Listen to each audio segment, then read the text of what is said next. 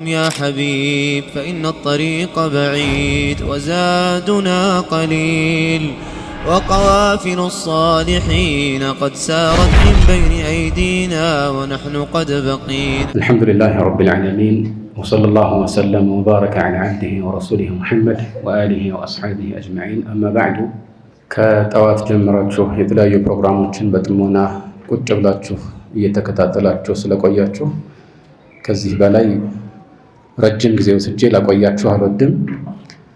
ስለሆነም ሁላችንንም የሚመለከት አንድን ምክር ብቻ ጣል ለማድረግ ነው የምፈልገው። መጪው ጊዜ ረመዳን ነው።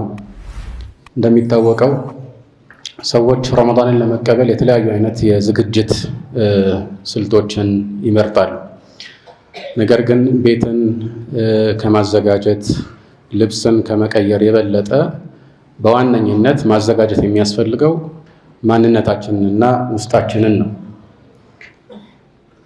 ዑለማዎች ዘንድ አንድ የሚታወቅ መርሆ አለ። አተኽሊያ ቀብለ ተሕሊያ ይላሉ። ማለትም ለምሳሌ አንድ ሰው ሰውነቱን ወይም ልብሱን ከማጌጡ ሽቶ ከመቀባቱ በፊት ላዩ ላይ እድፍ ካለበት ማጥራቱ ይቀድማል። ስለዚህ መልካም ስራን በብዛት ሰርተን አጅርን ለማፈስ ስናስብ ቅድሚያ ወንጀሎቻችንን ርቀን ከእንዲህ አይነት ልባችንን ከሚያቆሽሹ ተግባራት ታጥበንና ጸድተን አላህ ዘንድ መቅረብ ይኖርብናል። ለዚህ ነው አላህ ሱብሓነሁ ወተዓላ ተውበት ማድረግን የሁሉም ሰው ግዴታ ያደረገው። ያ አዩሃ አለዚነ አመኑ ቱቡ ኢለላሂ ተውበተን ነሱሐ፣ እናንተ ያመናችሁ ሰዎች ሆይ ሲል በወንጀል የታወቁትን ወይም ደግሞ በአመፅና በመሰል ነገሮች ላይ እጅግ ርቀው የሄዱትን ብቻ የሚመለከት ሳይሆን ሁሉንም አማኞች የሚመለከት ነው። ቱቡ ኢለላሂ ተውበተን ነሱሐ፣ ወደ አላህ ሱብሓነሁ ወተዓላ ጥርት ያለችን ተውበት ፈጽሙ ወይም ጥርት ባለመልኩ ተመለሱ ማለት ነው። ነሱሕ የሚለው ቃል ዐላ ወዝን ፈዑል እጅግ በጣም የጠራ ማለት ነው። ምክንያቱም እንዲህ አይነት በዚህ ቅርጽ የተዋቀሩ ቃላት ይዘቱን የሚያባዙና የሚያጸኑ ናቸው። ኑስሕ ማለት መጥራት ነው። ዐሰል ናሲሕ ሲባል ከከፈፉና ከመሰል ቆሻሻዎች ወይም እድፎች የጠራ ንጹህ ማር ማለት ነው። ወደ አላህ የምናደርገው የጸጸት ጉዞ እጅግ የጠራና የጸዳ የሚሆነው መስፈርቶች ሲሟሉ ነው። ዑለማዎች ከዚህ አንፃር የተውበት ቅድመ ሁኔታዎችን ይገልጻሉ። የመጀመሪያው ቅድመ ሁኔታ አልኢኽላስ ነው። ወንጀላችንን እርግፍ አድርገን ወደ መልካም ተግባር ስንመጣ የሰዎችን ውዳሴ ወይም የነሱን ይሉኝታ ታሳቢ አድርገን ሳይሆን የአላህን ሱብሓነሁ ወተዓላ ምንዳ አስበን ቅጣቱንም ሸሽተን መሆን አለበት። እንደ ምሳሌ አንድ ሰው መጠጥ የሚጠጣ ቢሆን ወይም ሲጃራ የሚያጨስ ቢሆን ወይም ሌሎች ጎጂ ነገሮችን የሚፈጽም ሆኖ ይህንን የሚፈጽም ከሆነ አካሉ ላይ ከባድ ጉዳት እያደረሰበት ስለሆነ የመኖር ተስፋው ይጨልማል የሚል መልእክት ስለደረሰው ወይም ደግሞ ሐኪሞች ስለነገሩት ከእንዲህ አይነት በሽታ ለመዳን ብሎ እንደዚህ አይነት ነገሮችን መተው አላህ ዘንድ ምንዳን የሚያስገኝና ወንጀልን የሚያሰርዝ ተውበት አይደለም። አዎ ተገቢ ነው። በዚህ መልኩ ከወንጀል መራቁ ለጤናው ጥሩ ሊሆን ይችላል። ግን ዋነኛ ታሳቢ መደረግ ያለበት ይህ ነው። ወለዛልክ አንዳንድ ዑለማዎች ከሚያነሷቸው ርዕሶች መካከል አንድ ሰው ወንጀልን መስራት የማይችልበት ደረጃ ላይ ከሆነ በዚያ ሁኔታ ላይ እያለ ተውበት ቢያደርግ ተቀባይነት ይኖረዋል ወይ የሚል ጥያቄን ያነሳሉ። ትክክለኛው አቋም ወደፊት ይሄ ነገር በሆነ መልኩ ቢመቻች ራሱ የመስራት ዝንባሌ እንደሌለው ካሰበ ወይም ላለመስራት ቆርጦ ከወሰነ አሁን መስራት ስላልቻለ ብቻ ፈተናውን አላለፈምና ተውበቱ ተቀባይነት አይኖረውም አንልም። ስለዚህ ሌሎችን መስፈርቶችን ማሟላቱን ማየት አለብን ማለት ነው። ሁለተኛው መስፈርት ደግሞ ይሰራው የነበረውን ጥፋት እርግፍ አድርጎ መተውና ማቆሙ ነው። ይህንን ጥፋት እየሰራ ወደ አላህ ተመልሻለሁ ቢል ማላገጥ እንደሚሆን ግልጽ ነው። ስለዚህ አንድ ሰው ይህንን ወንጀል ሲሰራ ይህንን ወንጀል ጥፋት መሆኑን አውቆ ለአላህ ብሎ ካቆሙ የተውበት መንገድን ጀምሯል ማለት ነው። ታዲያ መተው የሚገባው ሁሉንም ወንጀል መሆኑ ግልጽ ነው። ከየትኛውም ወንጀል አንድ ሰው በተቻለ አቅም ደግሞ ደጋግሞ ወደ አላህ መመለሱ ተገቢ ነው። ግን አንዳንድ ሰው የተወሰኑ ወንጀሎችን ለማቆም ይወስናል። የተወሰኑትን ግን ለማቆም ልቦናው እሺ አይለውም ወይም ነፍሱ አትታዘዝለትም እና ከሁሉም ወንጀሎች አይደለም በተውበት ወደ አላህ የሚመለሰው። እንደዚህ አይነት ሰው ተውበቱ ተቀባይነት አለው ወይስ የለውም በሚለው ጉዳይ ላይ በዑለማዎች መካከል ውዝግብ ተነስቷል። አብዛኛዎቹ የመረጡት ብሎም አንዳንድ የእስላም ሊቃውንት እንደ ነወዊ ያሉ የሁሉም ዑለማዎች ስምምነት አድርገው የቆጠሩት አንድን ወንጀል ለብቻ ነጥሎ በመተው መስፈርቱን አሟልቶ ወደ አላህ መመለስ ከዚህ ወንጀል እንደተመለሰ ተውበቱ እንዳሟላ እንዲቆጠር ያደርግለታል፣ ተቀባይነት ይኖረዋል። ሌሎቹን ጥፋቶች አስመልክቶ ደግሞ ሌላ ተውበት ያስፈልገዋል ይላሉ። ነገር ግን አንድ የእስላም ሊቅ ኢብኑል ቀይም የተሻለ ብለው የመረጡት አቋም ወንጀሎቹ በሆነ መልኩ ተያያዥነት ያላቸውና በአንድ መደብ ስር የሚካተቱ ከሆነ በዚህ መልኩ አንዱን ወንጀል ከሌላው ነጥሎ ተውበት ማድረጉ ተቀባይነት አይኖረውም። ለምሳሌ አደንዛዥ ዕፅ እና አስካሪ መጠጥን የሚጠቀም ሰው ከአስካሪ መጠጥ ተውበት አደርጋለሁ፣ ነገር ግን አደንዛዥ ዕፁን ወደፊት አላህ ሲለኝ ነው ተውበት የማደርገው የሚል እንድምታን ካንጸባረቀ አንደኛው ላይ ብቻ ተውበቱ ተቀባይነት አይኖረውም። ልክ የመጠጥ አይነቶችን ራሳቸውን ለያይቶ ከውስኪ ነው እንጂ ተውበት የማደርገው ከቢራ ተውበት አላደርግም ወይም የተወሰነ ጊዜ ያስፈልገኛል ቢል ተቀባይነት እንደሌለው ሁሉ አለ። ያም ሆነ ይህ የታዘዝነው ግን በተቻለ አቅም ሁሌም ራሳችንን ከወንጀል ቆጥበን ወደ አላህ በመመለስ ላይ ነው ማለት ነው።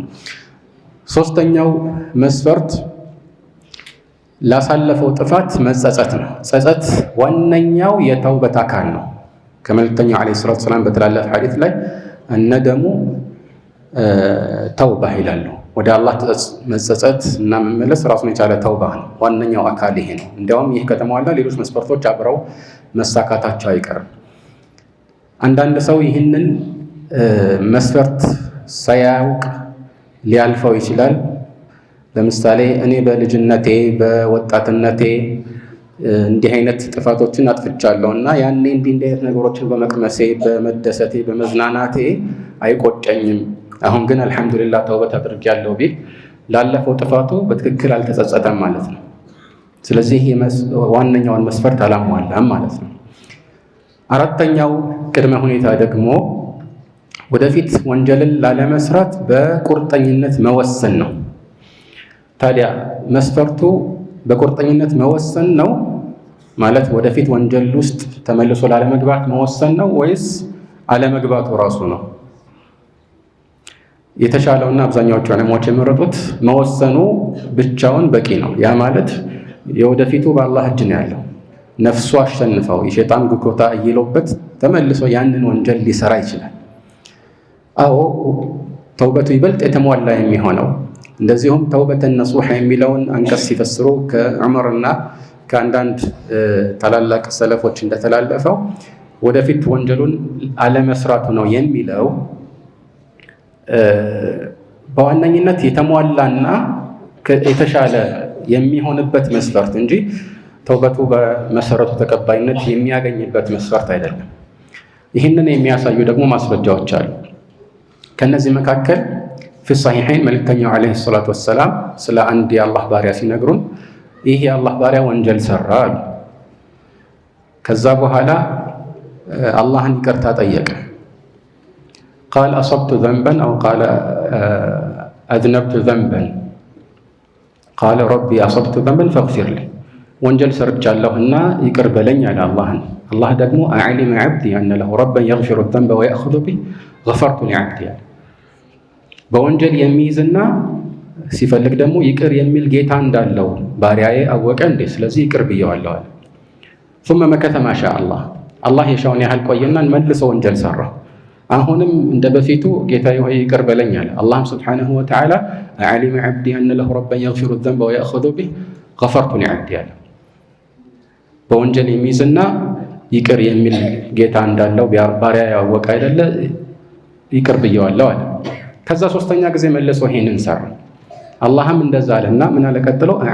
አዕሊመ ዐብዲ አነ ለሁ ረበን የግፊሩ ዘንበ ወየእኹዙ ቢህ ገፈርቱ ሊዐብዲ ፈሊየዕመል ማ ሻአ። ለባሪያዬ ይቅር ብየዋለሁ የፈለገውን ይስራ ማለት ተውበት እስካደረገ ድረስ የፈለገውን ቢሰራ እምረዋለሁ ማለት ነው። እና ይህ ደግሞ ፊል ሐቂቃ የአማኞችን ባህሪ ነው ማለት ወንጀል በሰሩ ቁጥር መመለስ። ወለዛሊክ የጀነት ሰዎችን መገለጫ አላህ ሲያወሳ ምን አለ?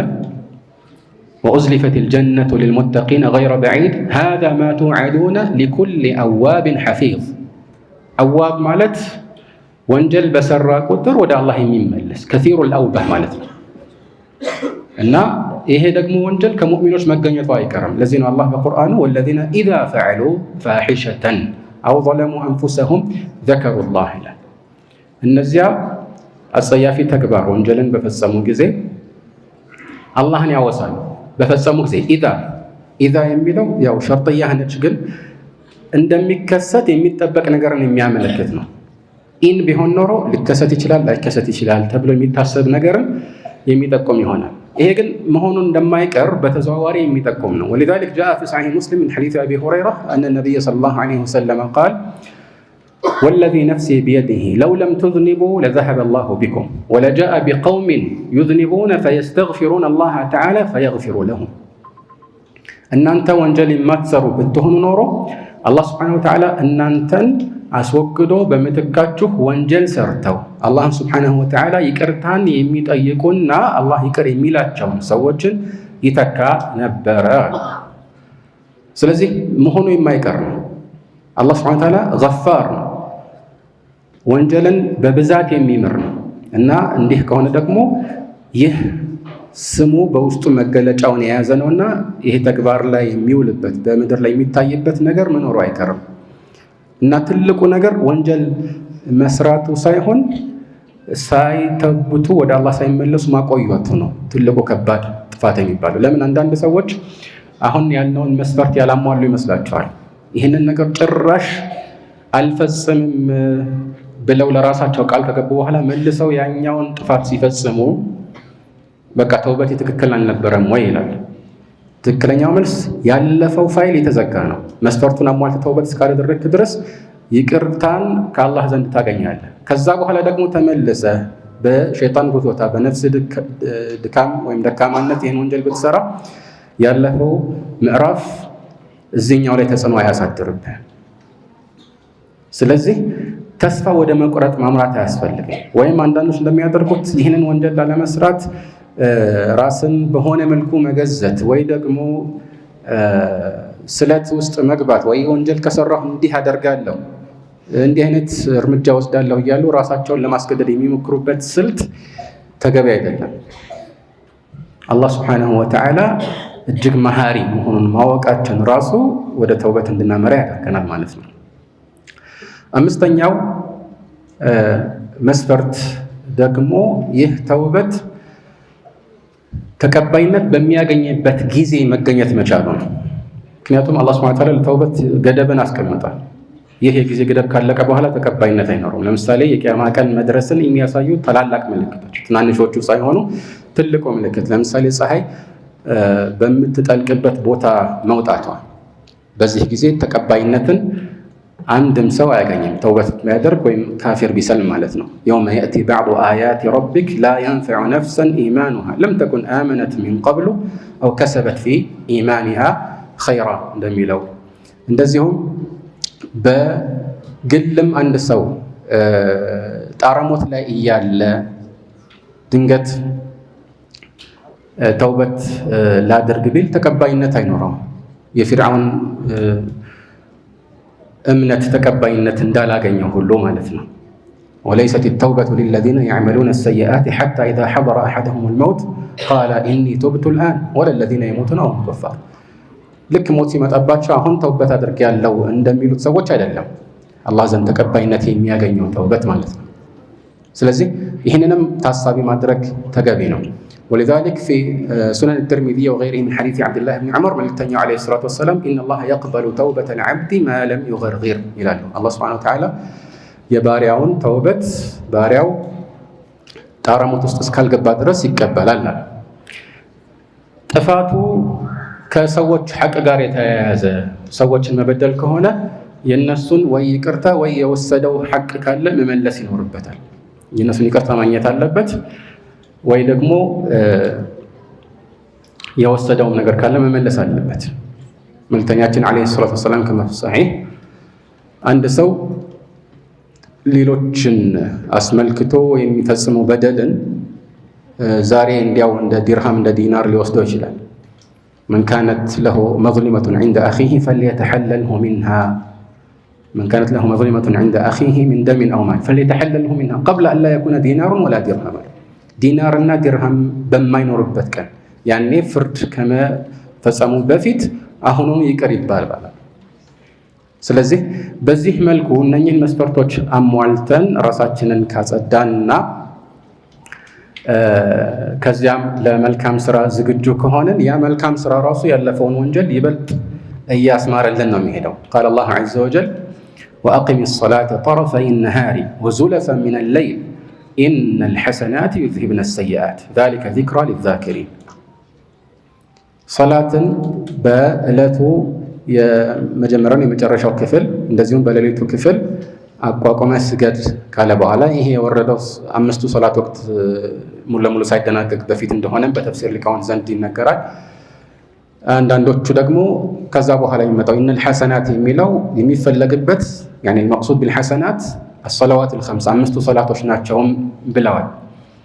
እና መልካም ስራ መስራት መጥፎን ያስወግዳል። ኢነል ሐሰናት يذهبن السيئات መልእክተኛው ዓለይሂ ሰላቱ ወሰላም እንደዚሁ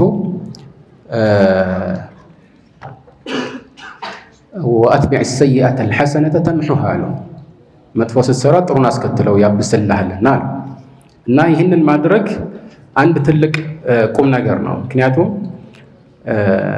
አላህ ቁርአን ላይ ومن تاب وآمن وعمل عملا صالحا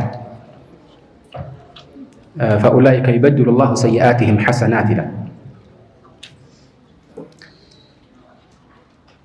እነኚህን መጥፎ ተግባራቸውን ወደ መልካም ይቀይርላቸዋል የሚለው አንቀጽ ተፍሲር ላይ ሁለት አቋም አለ። ኢብኑ አባስና ሌሎች የሚሉት በመጥፎ ስራ ፋንታ አላህ ጥሩን ይተካለታል። ሽርክ የሚሰራ ከነበረ ተውሂድን ይተካለታል፣ ወንጀል የሚሰራ ከሆነ መልካም ስራን ይተካለታል ማለት ነው ይላሉ። ሌሎች ደግሞ አይ አኺራ ላይ ራሱ ምንዳው ይቀየራል፣ በመጥፎነት የተመዘገበበት ነገር ወደ ጥሩነት ተቀይሮ ምንዳው እንዲበዛለት ምክንያት ይሆናል ይላሉ። ይህንን የሚጠቁሙ አንዳንድ ሐዲሶች አሉ። ስለዚህ ወደ አላህ ሱብሓነሁ ወተዓላ በጸጸት መመለስ ምንዳችንን የሚያበዛ አንድ እድል ነው። ግዴታችን ከጥፋት ለመላቀቅ ግዴታችን ብቻ ሳይሆን ምንዳችንን የምናበዛበትና የምናበረክትበት አንድ እድል ስለሆነ የሁል ጊዜ ተግባራችን ሊሆን ይገባል። ለዚህ ነው መልእክተኛው ዓለይሂ ሰላቱ ወሰላም እንደሚታወቀው በቀን 100 ጊዜ እስትግፋር አደርጋለሁ እስከ ማለት ደርሷል። ሌላ ዘገባ ላይ ከ70 ጊዜ በላይ እስትግፋር አደርጋለሁ ይላሉ።